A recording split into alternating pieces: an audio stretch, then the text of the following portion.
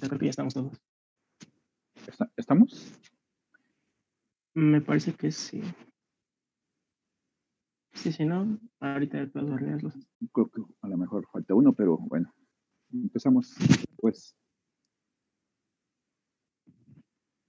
Pues bueno, ya va a ser el último tema de la parte del examen médico psicológico. Vamos a dar unas últimas puntuaciones antes de empezar con el tema de relación médico-paciente, que es el que sigue. Y pues bueno, varias cosas de lo que vamos a ver hoy ya lo recapitulamos en las sesiones pasadas, pero aún así vamos a darles como otro enfoque. Empezaremos con los principales conflictos en la vida familiar, laboral y social, y que se pueden dilucidar, o sea, se pueden como tomar aparte mediante el interrogatorio. Comenzando con la situación social. Bueno, con la situación actual, que puede ser personal, familiar, social. Aquí lo que debemos hacer es dirigir el interrogatorio hacia las circunstancias o situaciones de la vida del enfermo que le puedan generar situaciones de estrés, conflicto o frustración. Todo aquello que pueda ver en su vida social, personal o familiar que pueda afectar en un estado patológico. Hay ciertas estrategias para el interrogatorio. En el libro de Juan Ramón de la Fuente, de Psicología Médica, se mencionan varias. Entre ellas están preguntar al enfermo si recientemente ha tenido así eventos desafortunados. Y con eventos desafortunados nos referimos a pérdidas, ya sean materiales o de algún familiar, fracasos y desengaños. Otra es preguntarle si se ha encontrado en situaciones que le han generado tensión. Por ejemplo, podríamos preguntarle cuál ha sido su forma de afrontarlas y si se ha dado por vencido o se ha sentido como inclinado o orientado a hacerlo. En el libro se, se entiende por darse por vencido como un estado psicofisiológico que va a influir de forma importante en la iniciación, curso y evolución de varios padecimientos. Es una definición importante para considerar a la hora de hacer el interrogatorio y pues orientar un poco nuestro juicio clínico. ¿Ok? Otros puntos a considerar es Diego, si el enfermo tiene... disculpa que te interrumpa. Hay compañeros que están en sala de espera. No sé si los puedas aceptar, por favor. Gracias. Sí, listo. ¿No de qué? Okay, creo que ya son todos. Bueno, entonces, como decía, otros puntos a considerar es si el enfermo tiene, digamos, fricciones o algún tipo de dificultad con personas que para él son importantes, ya sean familiares, colegas del trabajo o amigos. Tenemos que también preguntar si se siente satisfecho de su situación del trabajo, de su situación laboral, de su vida sentimental o social. Y hacer un poco de recapitulación sobre los problemas más o menos graves que ha afrontado en los últimos meses. Respecto al medio familiar, ¿qué es lo que podemos valorar? Ok, hay varias cosas que se mencionan en el libro, sobre todo estas cuatro. La forma de organización de la familia, hablamos si es nuclear, si es binuclear, ese tipo de cosas. La distribución del poder en ellas, si hay alianzas o si no hay alianzas, también preguntar de qué van estas alianzas y de este tipo de cosas. Las pugnas internas, si hay algún tipo de fricción entre los miembros de la familia, y la unión o la desintegración familiar. Respecto al medio laboral y social, tenemos que preguntar sobre fuentes posibles de frustraciones y resentimientos. En el libro se mencionan estas dos, que son la insatisfacción en la ocupación, en su puesto laboral, y su relación con jefes, con sus compañeros y subordinados. También tenemos que indagar sobre la imagen del ambiente social, estos son aspectos recreativos, religiosos y cómo se relaciona con su comunidad. Ok.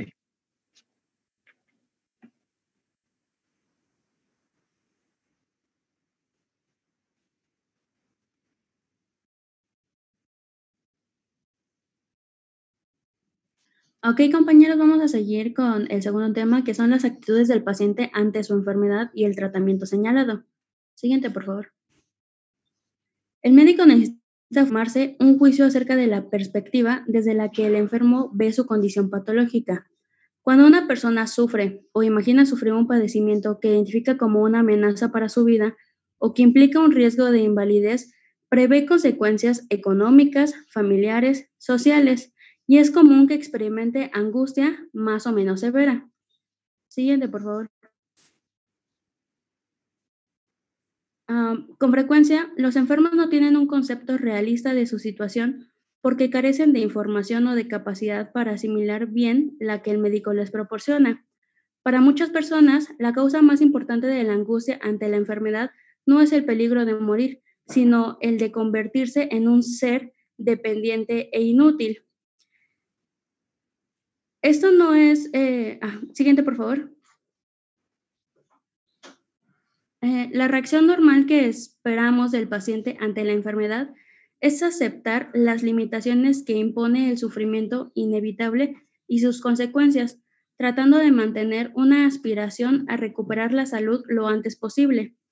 Esto no sorprende si se toma en cuenta que mantener una imagen digna ante uno mismo y ante los demás es una necesidad imperiosa de los seres humanos. Siguiente, por favor. Sin embargo, muchas personas cuando enferman se apartan considerablemente de este patrón saludable y empiezan a adquirir otro tipo de actitudes. Una de estas actitudes, o la primera que vamos a ver, es la negación. En la negación, algunas personas actúan como si en realidad no estuvieran enfermas. Sienten que las restricciones que el médico propone no están justificadas o que el tratamiento es innecesario. La siguiente, por favor. Otra actitud que el paciente toma es la hostilidad, que es una forma característica que hacen demandas excesivas y se encolerizan, es decir, se enojan con los médicos, con las enfermeras o con los familiares, a pesar de que en algún momento van a necesitar apoyo y ayuda de estos. La siguiente, por favor. La siguiente actitud que toma el paciente es cuando se somete ciegamente a las órdenes del médico, que es la actitud pasiva, como lo hacían cuando eran niños y, o sea, siguen al pie de la letra todo lo que el médico les indica y sienten que con esto van a obtener una curación como un premio a su buen comportamiento. La siguiente, por favor. Aquí el examinador debe de plantearse a sí mismo una serie de preguntas para saber qué está pasando con el enfermo. La primera pregunta es, ¿cómo enfrenta esta persona su enfermedad? ¿Qué ventajas obtendría si continuase enfermo? ¿Acepta su incapacidad transitoria? ¿Usa su padecimiento en forma deliberada o sin percatarse de ello como justificación para no cumplir con sus obligaciones? Las respuestas a estas preguntas son inferidas tanto de la observación desde que el paciente llega con nosotros como de la comunicación que vamos a tener con el enfermo. La apreciación de estas reacciones por parte del médico facilitará el manejo de los pacientes. Siguiente.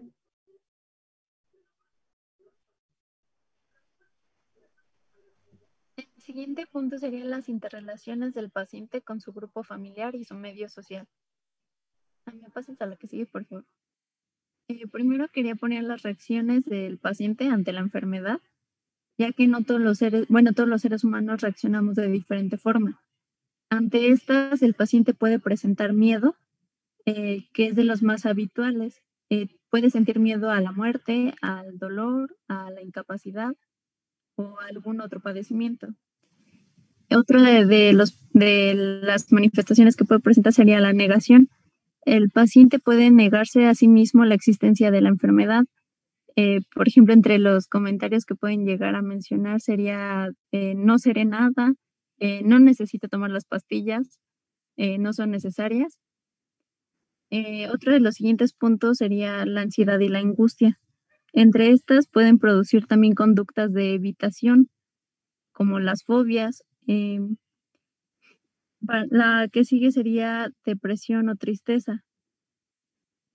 Entre estas, el paciente tiende a sentirse decaído y a veces es muy evidente. La ira y la hostilidad.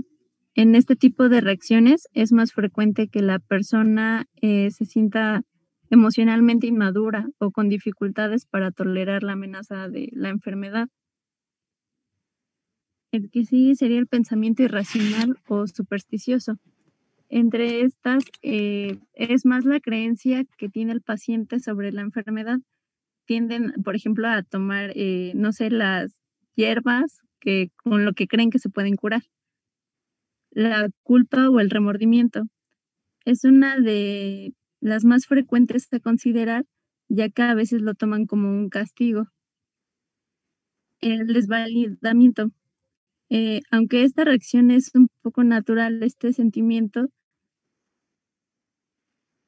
lógico de regresión, por ejemplo, tienden a sentirse un poco inferiores, bueno, que seguiría el siguiente, la inferioridad, en el que empiezan a preguntarse el por qué me pasa a mí. El refugio.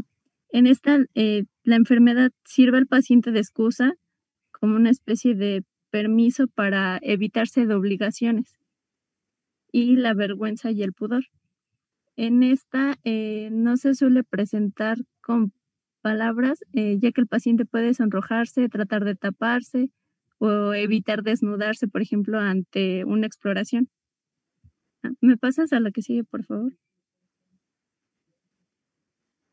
Ahora, no solamente son los factores, bueno, la personalidad de la persona, sino también son factores que modulan de los aspectos psicosociales del paciente. Entre estas es la personalidad que tiene el paciente, sus experiencias vitales, el apoyo familiar y el entorno sociocultural. ¿Me pasas a la que sigue, por favor?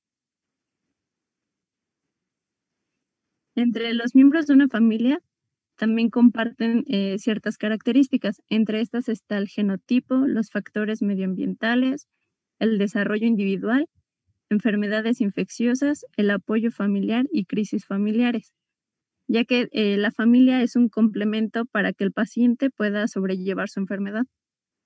¿Me pasas a la que sigue, por favor? Existen también diferentes tipos de familia. Entre estas está la extensa. En la extensa es aquella en la que conviven más de 2 generaciones de personas. Entre estas, por ejemplo, abuelos, padres, nietos y todavía pueden llegar a bisnietos. La que sigue es la nuclear. En esta está formada por la pareja de padres y sus hijos. La monoparental está formada por uno de los padres y uno o más hijos. En la binuclear está formada tras un divorcio y se encuentra ya por ejemplo, el padre con una pareja y en la que conviven hijos de ambos. Y en los equivalentes familiares son los que están formadas por personas que comparten alguna comunidad, por ejemplo, en aspectos religiosos, en aspectos culturales en los que van a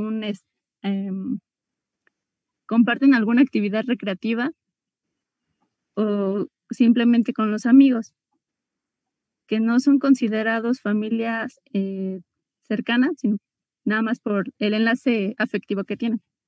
¿Me pasas a la que sigue, por favor?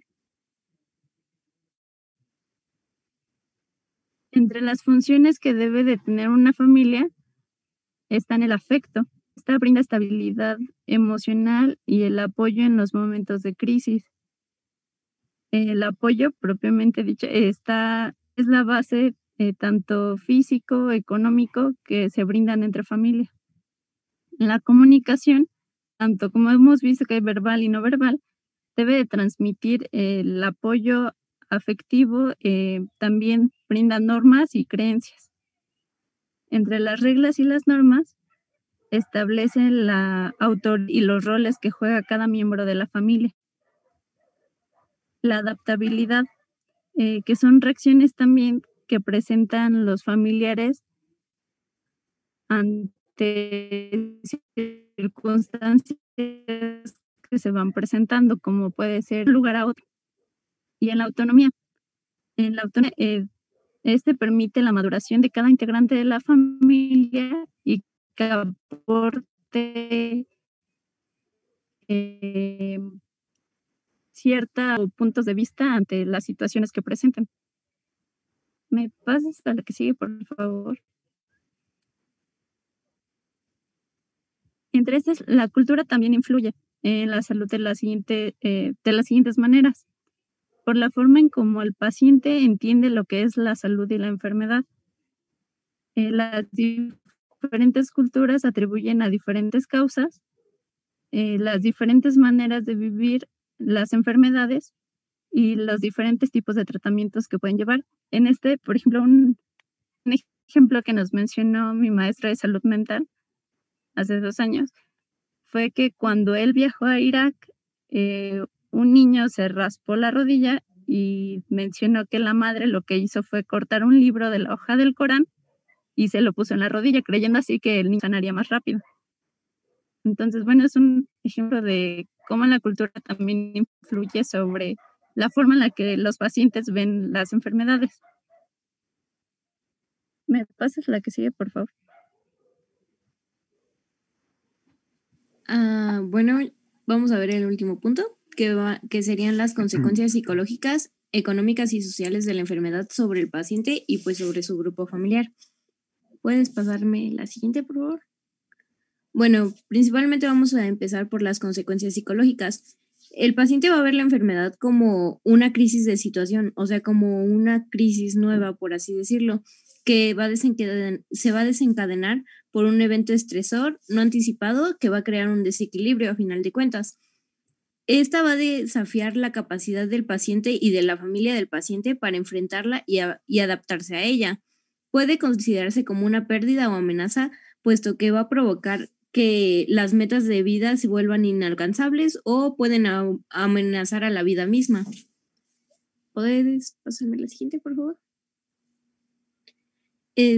Bueno, también vamos a ver que la enfermedad va a ser como un motivo de sufrimiento, ya que cuando una persona padece una enfermedad puede encontrarse en un estado de sufrimiento con un cuadro psicológico semejante a toda persona que se halla en una situación de emergencia o de una vivencia traumática, porque al final de cuentas, bueno, así lo vamos como a afrontar. La siguiente, por favor. Bueno, desde la percepción del individuo, la severidad pues de la crisis va a venir determinada de acuerdo a la percepción de cada uno y a los factores desequilibrantes que van a ejercer sobre él, como los sentimientos que va a despertar la enfermedad y sus vivencias van a ser particulares y van a depender del concepto de vida que cada uno tenga.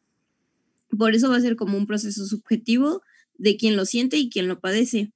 Va a participar la sensibilidad, experiencias anteriores y la actitud individual. No sé si, bueno, o sea, como un ejemplo es como las personas que son como muy hipocondríacas, que se ponen muy mal, o sea, por ejemplo, pueden tener una gripita que podemos considerar como algunos de nosotros normal o algo muy pasajero o algo que no afecta tanto nuestra calidad de vida, pero otras personas desde su percepción sí la van a ver más afectada y sí van a sentir pues casi que se están muriendo, ¿no?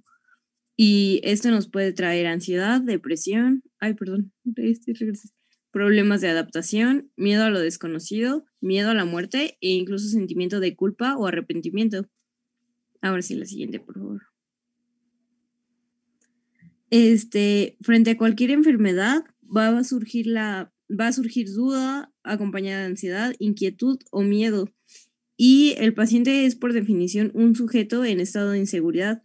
El hecho de sentirse enfermo o creerse enfermo lo va a acercar en mayor o menor grado a la inseguridad esencial de todo ser humano, que es la posibilidad de muerte. La siguiente, por favor. Bueno, ahora vamos a ver las consecuencias económicas. Básicamente van a ser los efectos negativos en la economía del paciente y también de su familia. Pueden ser la pérdida de empleos por incapacidades, las deudas personales o familiares que se van a ir acumulando, porque bueno, aunque sean como servicios del seguro social y así, el estar enfermo siempre implica como gastos, entonces puede que el paciente pueda o no solventarlos o que también afecte a la economía familiar. También van a hacer que algunas enfermedades van a implicar limitaciones para volver a la vida laboral normal. Por ejemplo, no sé si en alguna enfermedad tienen que amputarle un miembro o así, pues obviamente comprometería la vida laboral del paciente. La siguiente, por favor. Y las consecuencias sociales. Básicamente las consecuencias sociales van a ser la modificación del rol desempeñado antes de la aparición de la enfermedad. Puede ser incluso en el ámbito familiar, por ejemplo, si el padre de familia o la persona que sustentaba el hogar se enferma de algo pues grave, va a tener que cambiar este rol a alguien más. La necesidad de tener un cuidador principal. Esto yo creo que lo vemos mucho como en las personas pues ya grandes, ya que, o sea, muchos ya necesitan cuidados mayores de una enfermera o de que esté alguien en casa con ellos, pero pues ellos lo ven como ser una carga o demás. El abandono de las tareas domésticas y diarias, el impacto en la vida laboral del paciente, tanto del paciente como el cuidador, que obviamente no van a poder desarrollar las mismas actividades que normalmente, y la pérdida de relaciones sociales. La siguiente, por favor. Y bueno, aquí puse un ejemplo como de la situación actual que estamos viviendo, y de hecho encontré muchos artículos que hablaban de cada una de ellas en internet, que es con el COVID. En psicológicas demuestran que mucha gente sufrió ansiedad, depresión e incluso histeria comunitaria. En económicas hubo pérdida en la economía global y una disminución en los puestos de trabajo. Y en las sociales, obviamente, está el confinamiento con la cuarentena y el distanciamiento social, que a final de cuentas nos van a traer como consecuencias más adelante para volvernos a reactivar como a la vida normal. Y ya sería todo.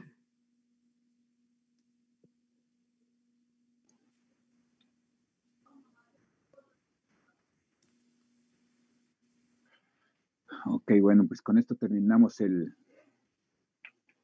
tema de la relación médico-paciente. La relación médico-paciente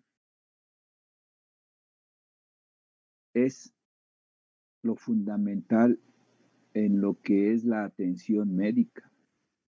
Y la relación médico-paciente es propiamente con el paciente. Sin embargo, se debe de extender a sus más cercanos y también a sus familiares y la comunidad, y engloba casi todo en el sentido de lo que es la salud. De todo esto que hemos señalado de la relación médico-paciente, ¿ustedes cuáles puntos o cuál es uno de los puntos principales que opinarían en el sentido de que, bueno, ya lo aprendimos o ya lo vamos a volver a aprender, a estar repitiendo en lo que es la teoría, y vamos a ver de la manera de cómo aplicarlo, aunque sea en forma virtual? Pero les pregunto y quiero que opinen en forma individual, ¿cuál es uno de los puntos más importantes de la relación médico-paciente? La comunicación, ¿no? La comunicación. Sí, considero que es de los puntos más importantes la comunicación. Ajá. Ok. ¿Y cómo se da una comunicación? Porque también, bueno, ya lo vimos.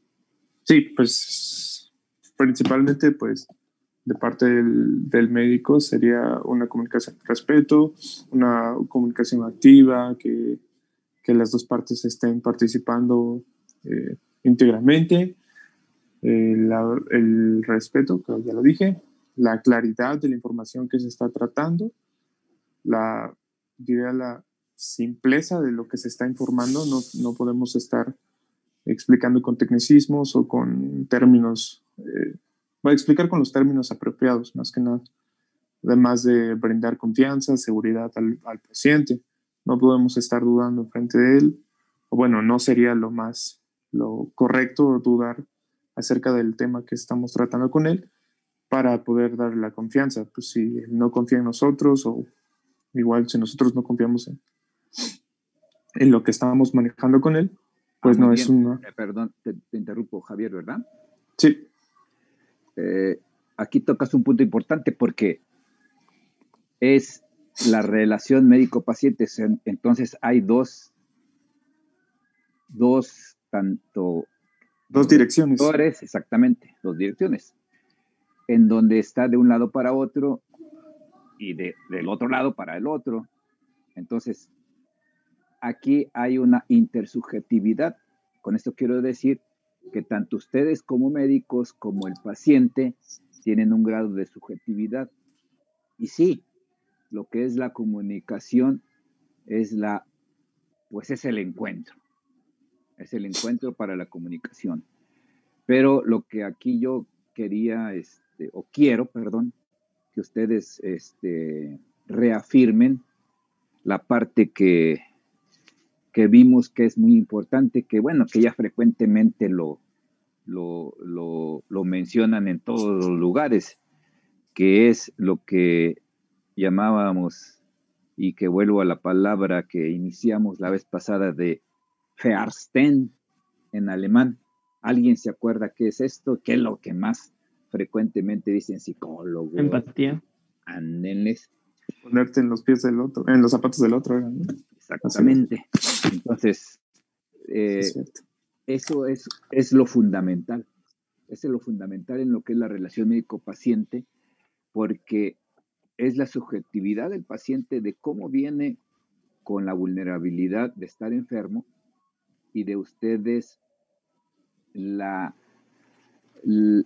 recepción de cómo van a aceptar o van a, con sus mismos prejuicios o sus situaciones de previas experiencias, de cómo lo van a ver, y de cómo también aquí ya depende de cada persona y de sus características, de cómo van a recibir esto. Porque de hecho, están estudiando, están aprendiendo la teoría, entonces van a ver en todos los pacientes, hoy, ¿qué tiene? Tiene un problema cardíaco, tiene un problema gastrointestinal, y entonces empiezan a pensar precipitadamente qué es lo que le voy a preguntar de acuerdo a la semiología médica de cada sistema que voy a referir. Entonces, pero si ustedes no ejercitan o van propiciando que en cada comunicación, en cada interrelación intersubjetiva, generar esta empatía, van a tener dificultades en la obtención de lo que el paciente necesita de ustedes, porque el paciente requiere de ustedes porque ustedes representan un conocimiento y representan lo que es la profesión.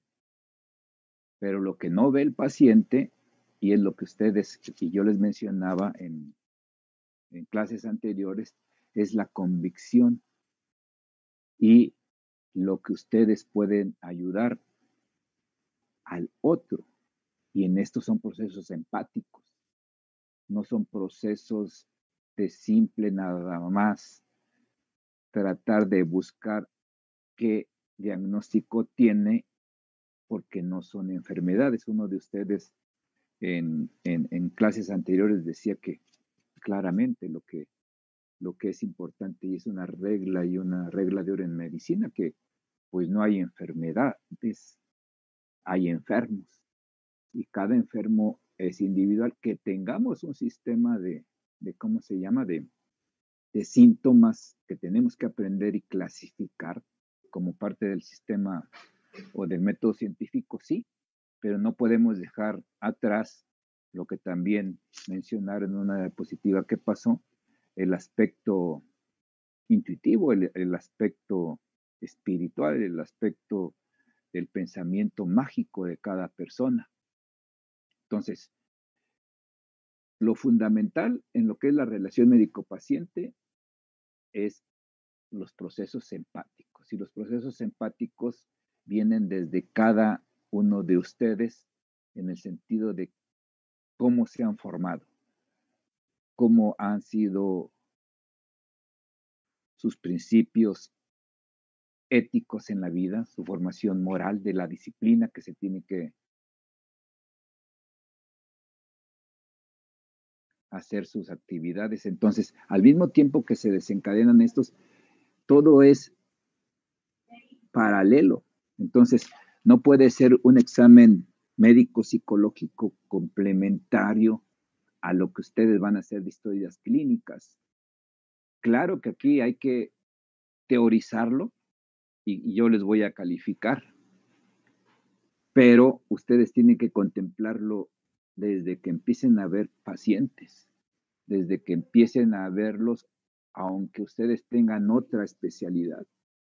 No sé a quién les vaya a interesar hacer psiquiatría o hacer alguna especialidad o algo referido más a lo que es el aspecto mental y emocional.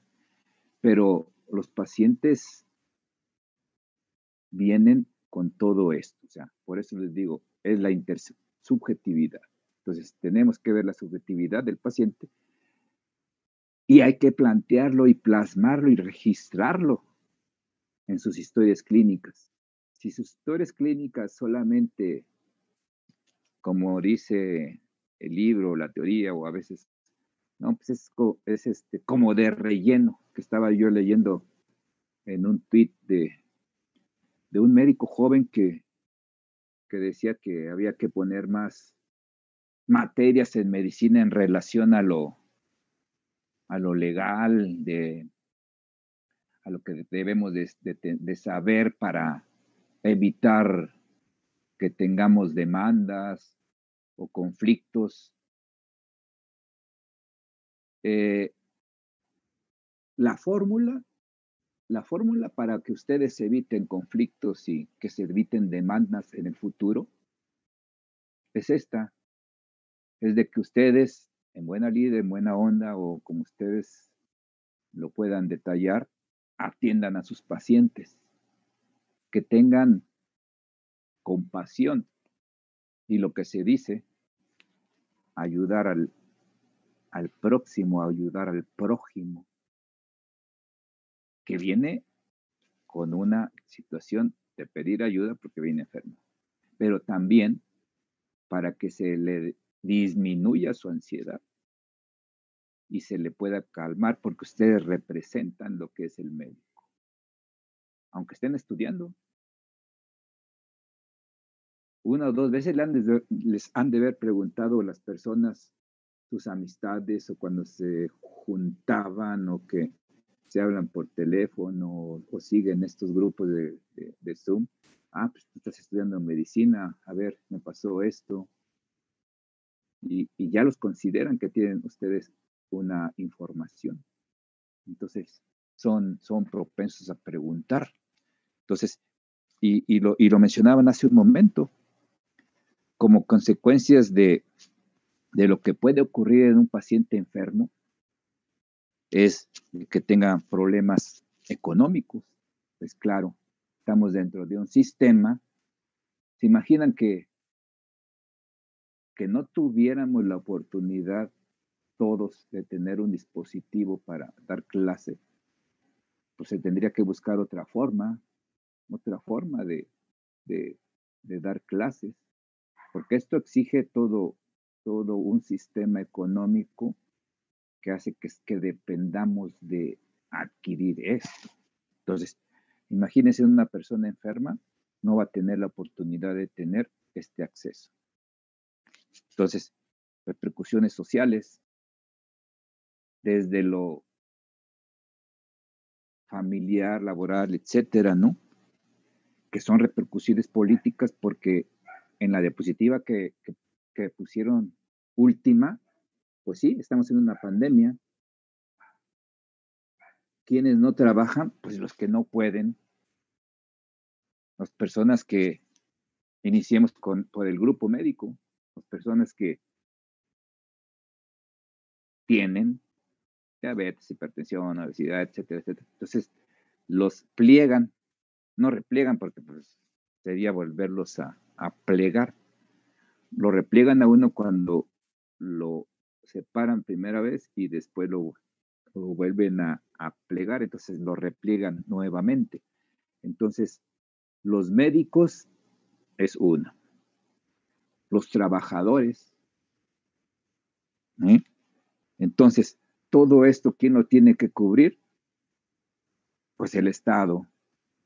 Y entonces todos estos problemas sociales y económicos están repercutiendo en lo que es lo político. Entonces, ahorita o en este momento, pues tiene que ver una situación de solidaridad entre todos y de ver cómo nos tenemos que cuidar. Y estamos viendo que esta pandemia, los responsables que tenemos que salir adelante con esto, pues somos los médicos. Y entonces ustedes, como parte de que están en la carrera de medicina, que se están formando como médicos, entonces tienen que tener estas digamos, aptitudes o principios éticos, que es la ayuda y la empatía que pueden tener sobre sus semejantes y sobre todo sus más allegados. Y esto incluye lo que es la ética. Y aquí retomo lo que leía de ese tweet de este médico, ¿no? Decía, no, pues hay que aplicar más cosas así en medicina, hay que poner más materias que hablen de las leyes, de lo legal. Pues no, simplemente hay que atender bien a los pacientes y atenderlos en forma empática, incluyendo los principios éticos. Entonces, él decía, y hay que quitar materias de relleno. Me imaginé, o no sé qué piensen ustedes, pero a lo mejor medicina psicológica y de la comunicación es una materia de relleno. Y aquí ya es pregunta.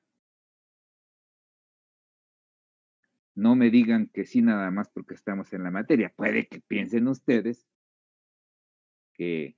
Pues no. A ver, opinen.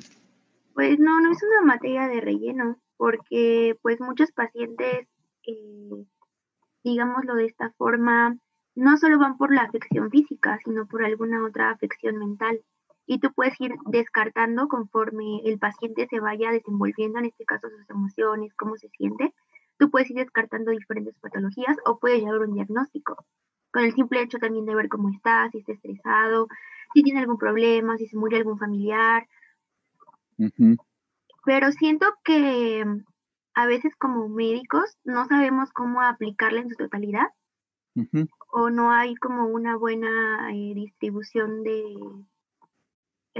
pues sí, de información con la que nosotros podamos aplicarla.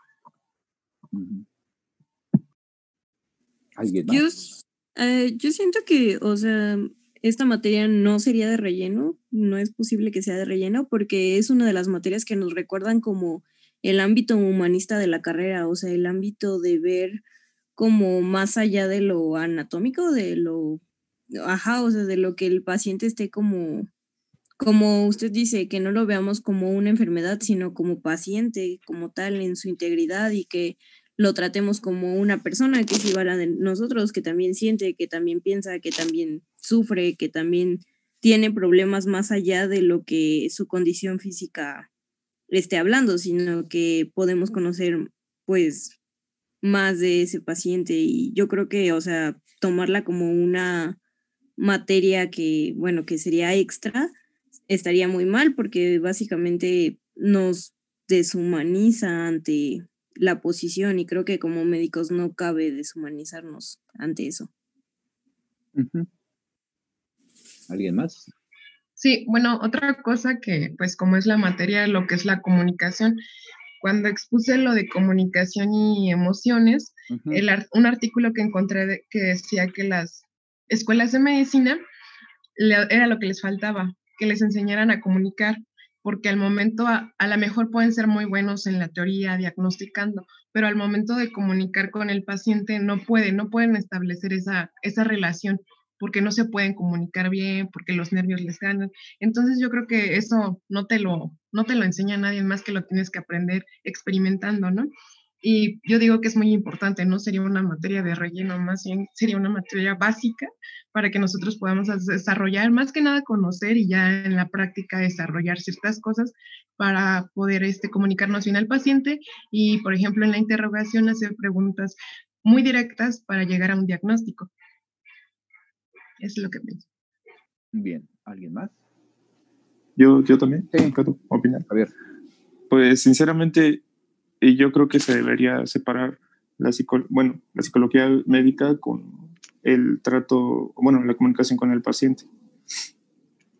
Creo que debería englobar más cosas en la comunicación, no solo como un tema de la psicología, sino como toda una materia, porque pues va a ser todo el resto de la carrera. Algunos maestros, me comentaban al principio de la carrera que conocían a doctoras que tenían una habilidad para hablar muy buena y que, no tenían unos conocimientos súper buenos en la materia, pero sin embargo, pues los pacientes se sentían muy bien con esos doctores por el trato humanista que recibían. Y yo pienso que sí se debería dar como separarlo de la materia. ¿Pero cómo separar? O sea, como una materia así de... pues una materia separada de relación médico-paciente, digamos. Comunicación, transmitir malas noticias, el tratamiento con la familia, comunicación con la familia, cosas así. Porque pues yo siento que estamos muy atareados con esto, que está muy comprimido el temario. Y igual no se pueden ver cosas como más a fondo. ¿Y tú cómo agregarías, digamos, más comunicación? O sea, como con más comunicación, me refería como a los temas. Porque aquí nada más siento que lo estamos viendo como parte de un temario más grande y sin embargo lo reconocería como más importante. O sea, por ejemplo, todo este semestre llevarlo como una materia. Comunicación con el paciente. O lo sé. Ahora, a ver si te entendí o entendemos o pueden opinar. Pudiera ser que lo que tú planteas de comunicación, que sería más a nivel de comunicar al paciente, a todo su grupo, en el momento que va a la consulta, o los que acompañan a la familia y a toda, digamos, la comunidad, como parte de comunicar esto, de divulgar. Porque, te digo esto porque las instituciones, háblese de IMSS, ISSSTE, cualquier institución, pues, está muy mal o mal percibida, o no sé qué piensen los demás. Hay excepciones, pero en general la gente piensa que, pues no, pues voy a ir al Seguro Social o voy a ir a esto. Y entonces ahí sí cabe lo que tú mencionas, de que probablemente la comunicación esté alterada o esté... Hoy hay una película. Ya no se oye. O lo que pudiera ser, y que para mí se me hace muy importante tu pregunta, porque yo en este momento me imagino la información que es parte de la comunicación y que todos comunican, desde los que son los locutores y los especialistas en que son, ¿cómo se les llama? ¿Los que salen en la tele?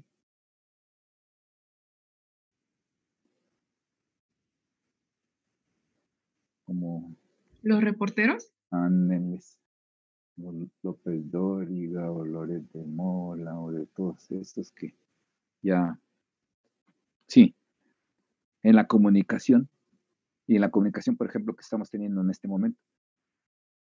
Y retomo lo que tú me dijiste en cuestión de lo que son las cosas falsas o las noticias falsas o las comunicaciones falsas, las fake news, ¿no? Entonces, las fake news pudieran también ser algo que la persona, o en este caso el paciente, lo toma como algo objetivo que escucha y lo subjetiviza hacia lo que él hace la crítica. Entonces, por eso lo que tú dices es importante. ¿Cómo mejorar esta comunicación y cómo pudiéramos tener más tiempo en hacerla?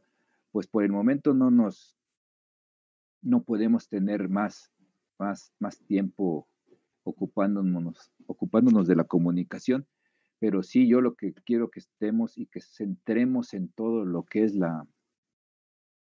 el semestre, en lo que es la relación médico-paciente. Y la comunicación seguirla haciendo y la relación médico-paciente irla reforzando, y para eso está lo que es la clínica, que en este tiempo pues ustedes ya lo tienen pues difícil, porque no creo que se restablezca lo que es la clínica junto al paciente, pero ya he visto varias opciones y ya que terminemos el examen médico psicológico, que es el siguiente, ya les voy a explicar cuál es una idea mía de cómo pueden hacer sus historias clínicas, que yo les había adelantado un poco. Y aquí, bueno, me detengo. Si alguien, ahora pregunto otra cosa, ¿qué idea tendrían de cómo realizar una historia clínica en este tiempo así de que no se puede desplazar al hospital, pero pues se puede estar en un lugar, no estar desplazándose a otros lugares, etcétera? ¿Cómo lo harían?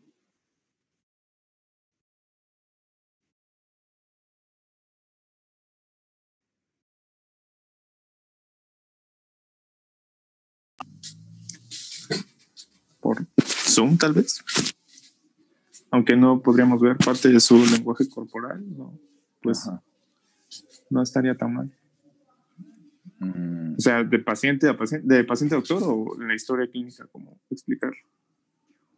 Si hagan de cuenta que ustedes van a ver un paciente. Pues le puedes pedir a algún vecino o algún familiar que te ayude con ello. Uh-huh. Esa sería una opción. Y ya no tendrías que salir de tu casa.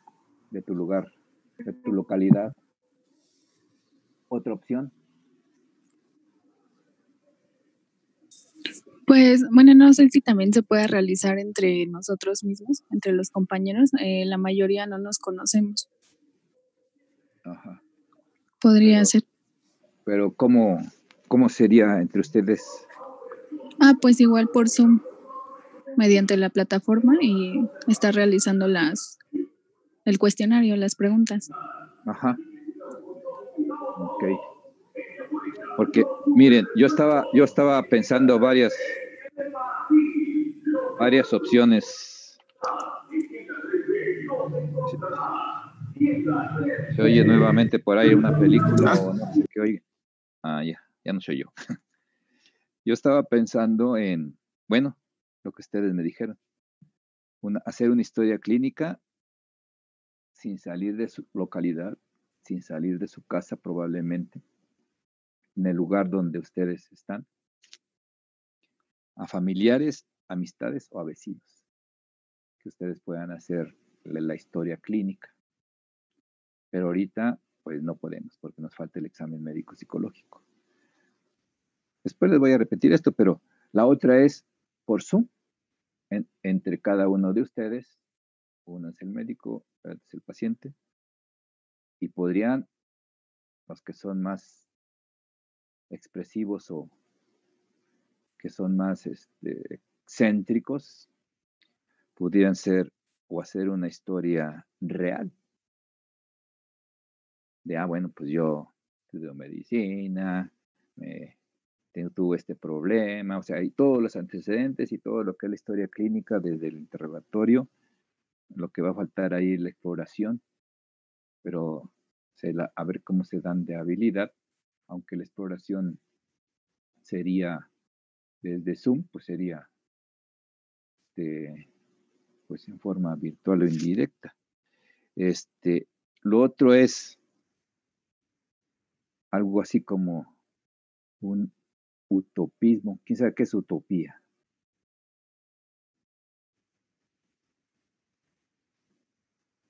¿Alguien sabe?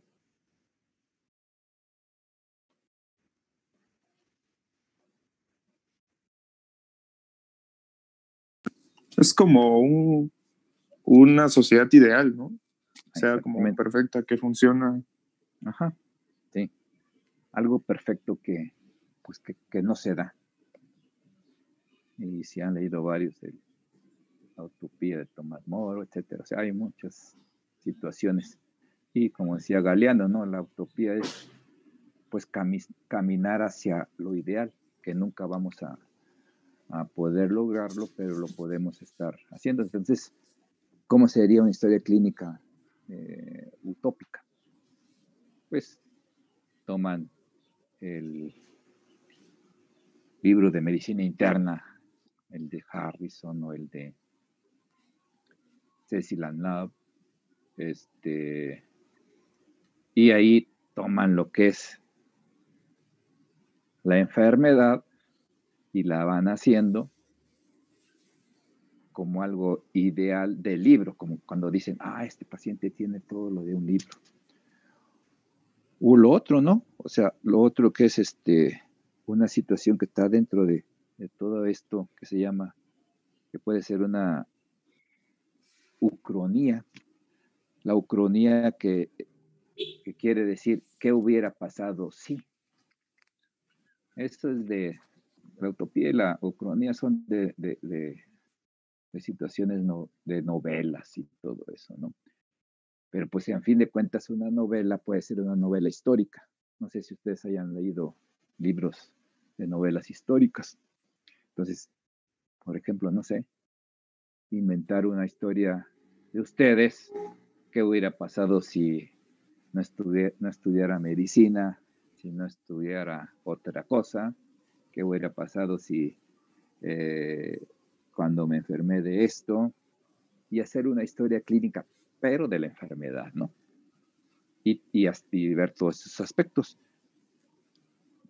Y lo otro que sigue abierto y que no es legal y que no que yo sea o que les esté persuadiendo para que hagamos algo fuera de regla, no. Yo sigo convencido de que, bueno, pues ahorita ya va a pasar la pandemia, pero como quiera sigue el riesgo que acudieran un estudiante a la consulta, pero vamos a hacer esto de esta manera para que puedan hacer sus historias clínicas. Entonces, vamos a dejar de aquí la clase y continuamos en la próxima ya para entrarle de lleno a lo que es el examen médico psicológico. No sé si tengan alguna pregunta. Sí. Lo que pasa es que ya terminamos el examen médico psicológico y lo que vamos a empezar es relación médico-paciente. Exactamente. Relación médico-paciente. No sé si tengan alguna pregunta.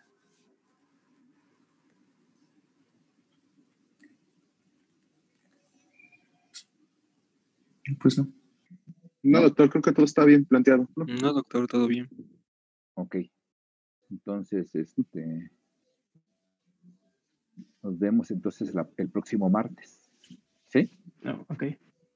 Ya me mandaron Sí, está bien. Y hacen el examen ahorita. Sí. Sí, doctor. Sí. Bueno, pues. Sí, gracias. Nos vemos. Hasta luego. Gracias, doctor. Bye. Bye. Hasta luego. Gracias, doctor. Hasta luego.